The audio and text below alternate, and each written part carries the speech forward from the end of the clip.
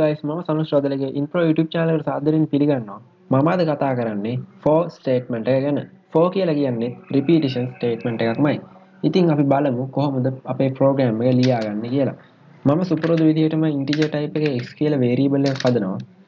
ඊට පස්සේ මම for කියලා ලියලා brackets open කරලා වරහණක් open කරලා මම කියනවා x සමානයි බිඳුවයි. මේකෙන් අදහස් වෙන්නේ x බිඳුවෙන් පටන් ගන්නවා කියන එක. ඊට පස්සේ මම semicolon එකක් තියලා මම කුඩයි හෝ සමානයි x 10ට වඩා කුඩයි හෝ සමානයි නම් කියන එක ලියා ගන්නවා.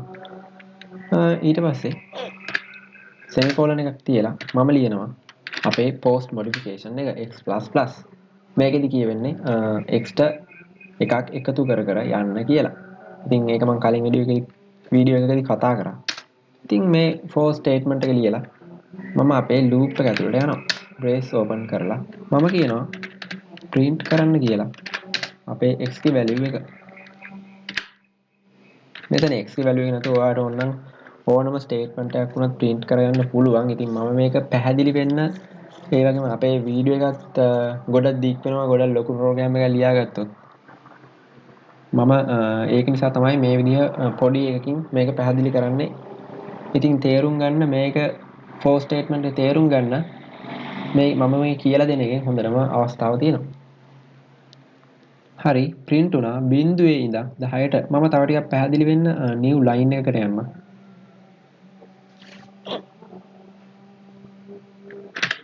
හරි.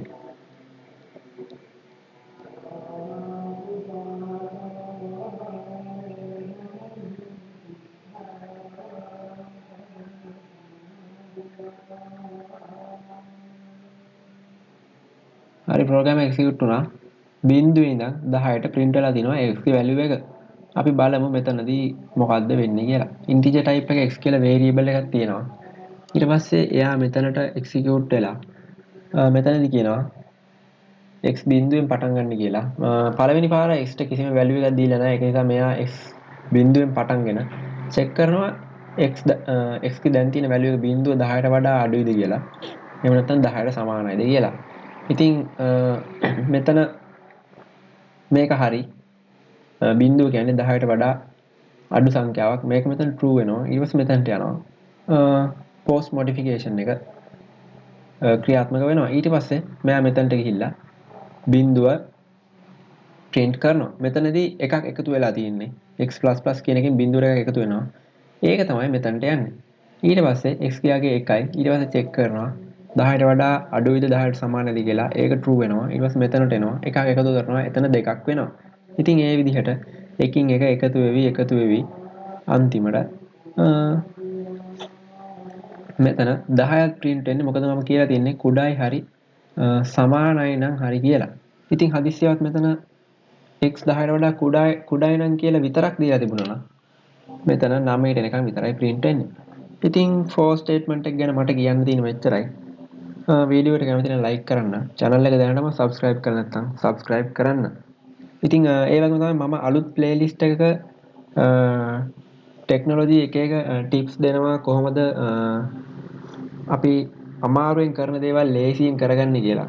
ඒ කියන්නේ ඔය software use කරන විදිහ ඒ වගේ දේවල්.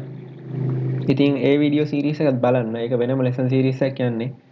lesson series එකක්ම නෙවෙයි. ඉතින් බලන්න.